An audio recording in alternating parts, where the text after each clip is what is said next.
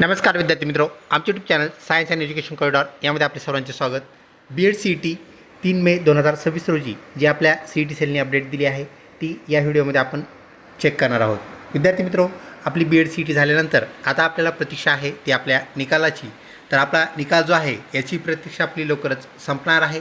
तर चला चेक करूया या संदर्भात असलेली अपडेट।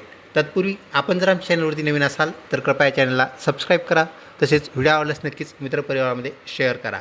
आपली B Ed C E T तसेच बी एड प्रवेश 2026-27 या अनुषंगाने सर्व अपडेट्स आपल्याला वेळेत आमच्या चॅनलवरती मिळतील याची खात्री बाळगा।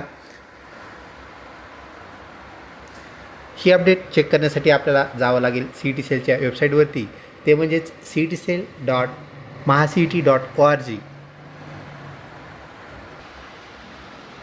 सर्च इंजिन गुगलमध्ये आपण सी ई टी सेल किंवा बी एड ॲडमिशन 2026 असं जरी टाकलं तरी आपण इथे पोहोचतो।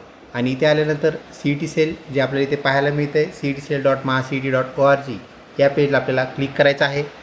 याला क्लिक करताच आपण पाहू शकता इथं रनिंग नोटिफिकेशन आपल्याला पाहायला मिळत आहे।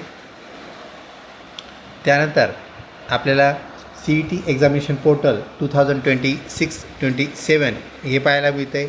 याला आपण क्लिक करूया।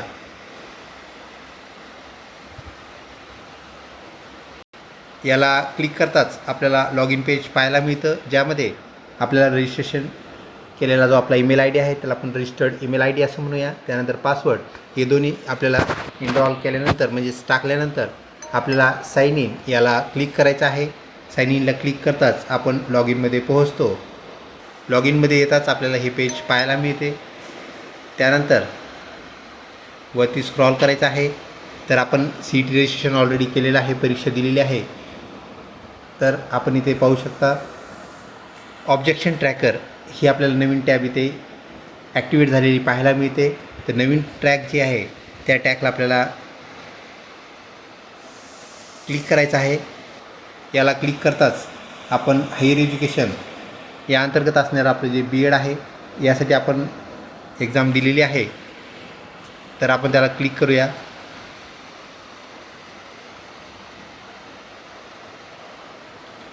याला क्लिक करताच आपल्याला परत इथे एक नोटीस पॅनल उघडं झालेलं पाहायला मिळते, ओपन झालेलं पाहायला मिळते।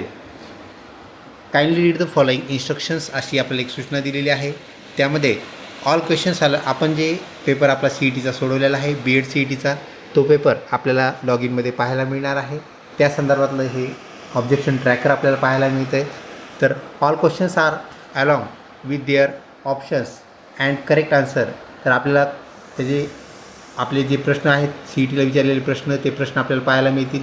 त्याचे आपल्याला चारही ऑप्शन्स पाहायला मिळतील आणि त्यानंतर करेक्ट जे ऑप्शन आहे आन्सर आहे ते आन्सरसुद्धा आपल्याला पाहायला मिळेल आणि आपण दिलेले जे आन्सर आहे ते सुद्धा आपल्याला पाहायला मिळणार आहे।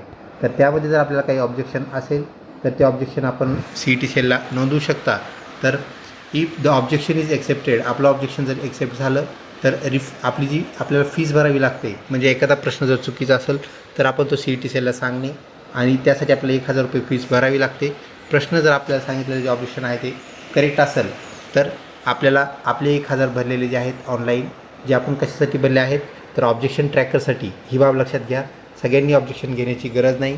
जे विद्यार्थी ऑब्जेक्शन प्रश्नावरती घेतील त्यांना 1000 भरावे लागतील आणि जर प्रश्न आपला आपलं ऑब्जेक्शन करेक्ट असेल तर आपली फीस आपल्याला रिफंड मिळेल आणि ऑब्जेक्शन आपलं जर चुकीचं असेल तर सी ई टी सेल मात्र आपले पैसे परत देणार नाही, ते त्याच्याकडे ठेवून घेईल। तर चला पाहूया, आपल्याला प्रोसीड या टॅबवरती क्लिक करायचं आहे। याला क्लिक करताच विद्यार्थी मित्रो आपल्याला जो question paper B Ed C E टीला आला होता तो आपल्याला आपल्या लॉग इनमध्ये आता पाहायला मिळतो आहे।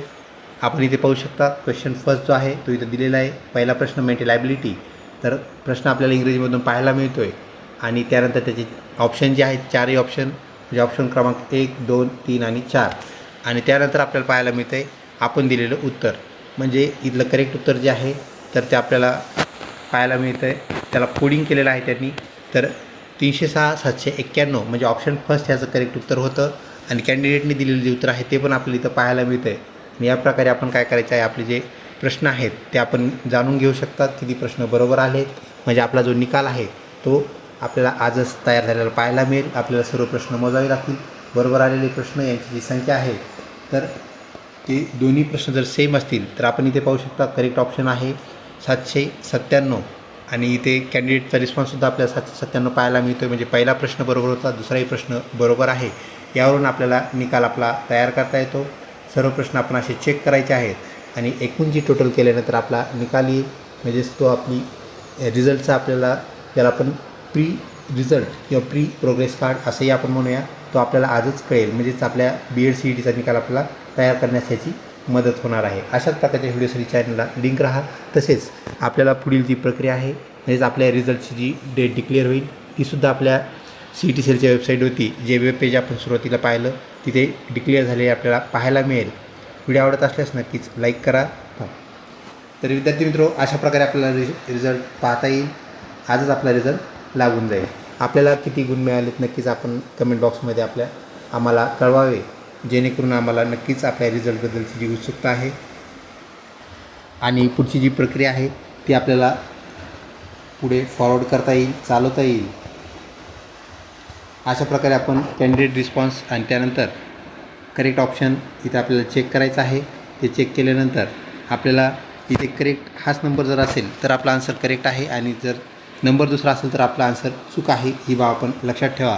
त्याप्रमाणे त्याला कॅल्क्युलेट करा आणि त्वरित आम्हाला रिझल्ट कमेंट बॉक्समध्ये कळवा. लवकरच भेटूया पुढच्या महत्त्वपूर्ण व्हिडिओमध्ये. तोपर्यंत धन्यवाद.